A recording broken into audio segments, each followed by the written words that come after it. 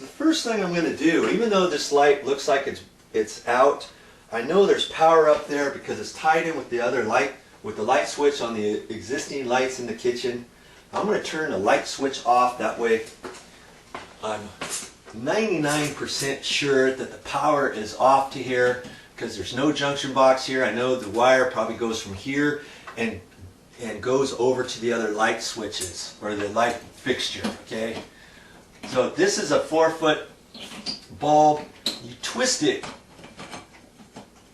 and then you slide it out. There's little prongs on the end of this.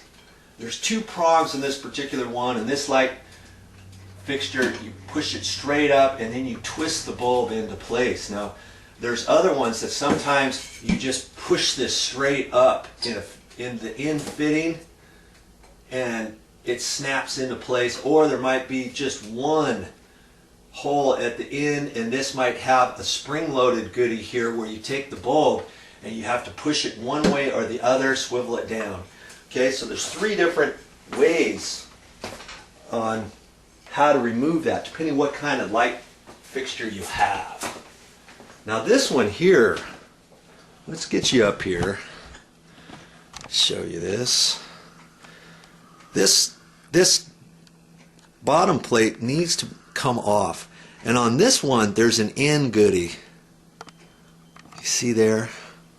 We're going to take that with a pair of pliers and I'm going to twist that.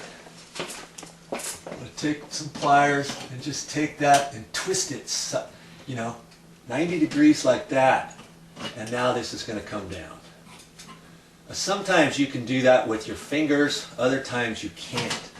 Okay, now we slide that out of position here, and that's going to come down.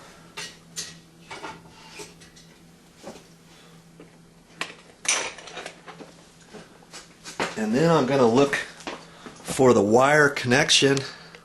You see how that hole there is elongated? That's for that little goodie. You put it in that way, and then when you twist it, it goes from left to right, and that's what holds it in. Okay, here's a ballast here, and see, here's where the wires come into this box right there. You've got a black wire and a white wire right here with the wire nuts. I'm going to just kind of bend that down. I'm going to take a look at that. I'm not going to do anything yet. I want to tell you step by step, because you know I always say if I can do it, you can do it. Now look at this wire here. See that black tar? That's caused, that wire was pushed up, and here's an existing ballast, and that's what changes the power, you know, to make this light fixture work. That's been dripping over time, and you've got some black tar residue that's been coming out of this, and I'm going to show you. See that? That's that tar stuff. That means that ballast was in need of replacement, and that's why that bulb was not working properly. And it might also be because it's not designed for T8 lamps, maybe T12s, the other style of bulb. The bulb that I took down was a thinner one. Okay, but either way, I kind of explained that in a different video. This one's about removing this. Okay, so the next step is I'm going to undo those wire nuts, and I'm still going to be careful with it.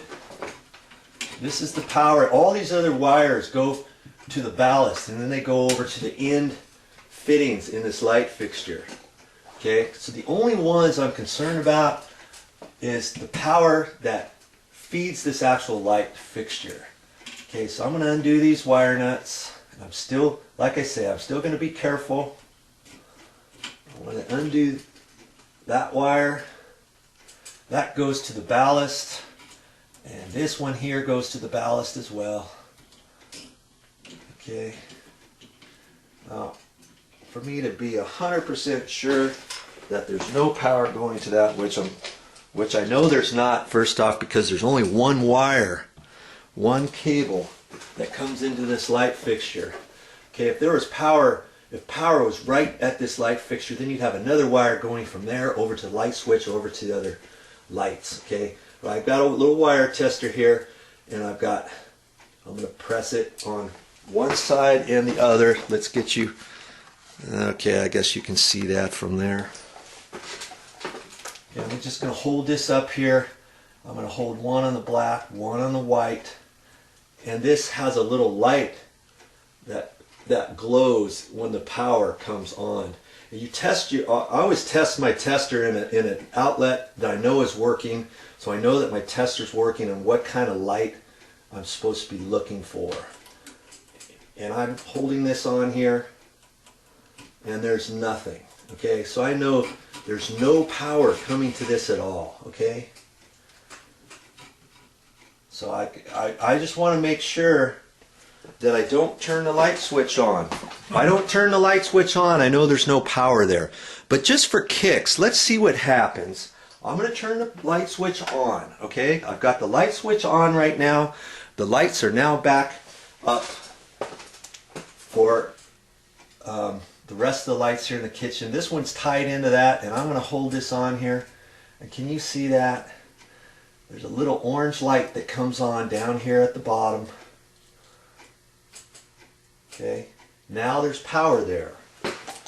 Okay, I turn the light switch off. I come back up here, hold that on there, one to the white, one to the black, and there's nothing. Okay, nothing at all. So I can rest assured I can work on this light fixture the way it is. Do you have to be a licensed electrician to be able to check that, just like Joe checked it for you? Hey, if I can do it, like I say, if I can do it, you can do it, and I'm not going to show you anything I don't think you can't do. All right. So now I look at this. I've got two screws. The ceiling joists are coming across this way. This is either attached with Molly bolts or screws going directly up to the joists. And there's a ceiling joist here, and there's one over there. And I see exactly where the screws are. So I've got to get my drill, and I'm going to undo those, and that fixture's going to slide right on down.